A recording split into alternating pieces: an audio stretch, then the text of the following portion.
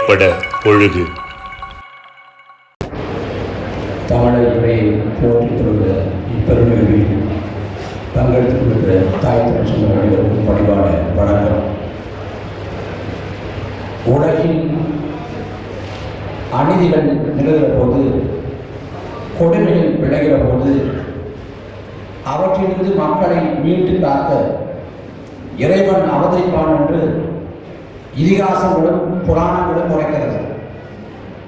ஆனால் நம்மின மக்களுக்கு அநீதியும் கொடுமைகளும் விளைந்த போது எந்த இறைவனும் மீண்டு காக்க வரவில்லை. ஆனால் வந்த ஒருவன் தான் நமக்கு இறைவனாகி போனார். ஒரு ஊரில் எல்லை காப்பதற்கு அறிவாளோடு கம்போடு நின்ற முன்னோர்கள் ஐயனாராக, சுரதைமாறனாக, கருப்பணசாமியாக மாறி போனார்கள். அவர்கள் நமது குல தெய்வங்கள். ஒரு ஊரை காவலாக்க எல்லை நின்ற தெய்வங்களே நாம் போற்றத்தக்கது என்றால், ஒரு நாட்டை காவலாக்க எல்லை நின்ற நமது விடுதலை புலிகளும் நமது மாநில தெய்வங்களும் நமது தலைவர் பிரபாகரனும் எப்பேற்பட்ட தெய்வங்கள் என்பதை நாம் சிந்தித்து பார்க்க வேண்டும். தலைவர் பிறந்தநாளை கொண்டாடுறதுங்கிறது ஒரு சடங்கோ ஒரு மரபோ அல்ல. தலைவர் நமக்கு இட்டு சென்றிருக்கிற கட்டளை நிறைவேற்ற நாம் சூழ்நிலைக்க வேண்டிய நாள்.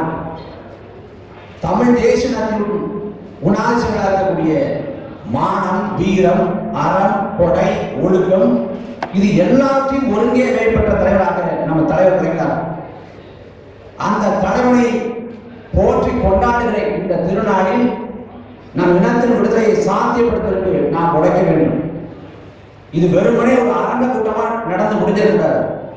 வருங்காலத்தில் அரசு விழாவாக நடக்கும். அதுக்கு நாம் போர் புரியணும். நம் தலைவர் பிரபாகரன் அவர்கள் 1000 மந்தியை போர் புரிந்தார். நாம் ஜனதாக போர் புரியணும். இந்த நாட்டில், தமிழ்நாட்டில் வீதி எங்கும் தலைவர் பிரபாகரன் சிலைகள் இருக்கணும். துரோகிகள் சிலைகள் அகற்றப்படணும். தலைவரின் சிலை நிறுவப்படணும். அதுக்கு வெறும் உலகம் கொஞ்சத்துக்கு வெறியிட்ட வன்மம் வேணும். நெஞ்ச முழுக்க வன்மம் வேணும்.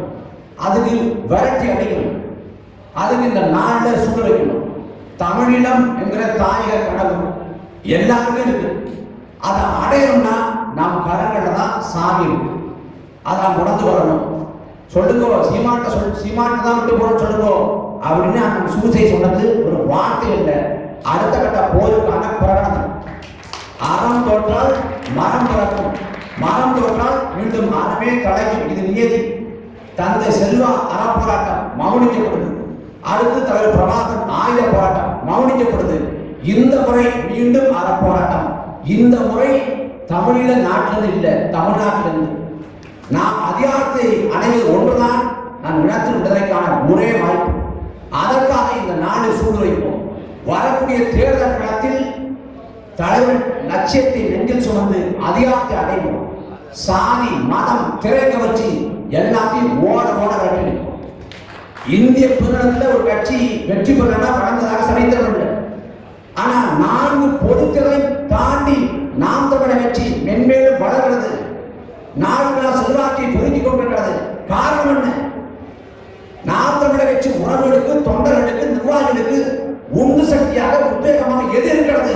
ஒரே ஆட்டம் தான், பிரபாகரன் பெருநெருப்பு தான். அந்த தலைவனை நெஞ்சில் சுமந்து அந்த தலைவன் போல இந்த இனத்தின் விடுதலைக்காக நாம் உழைப்பதற்கு, லட்சியத்தை வென்றெடுப்பதற்கு சூழ வைப்போம். நன்றி, வணக்கம்.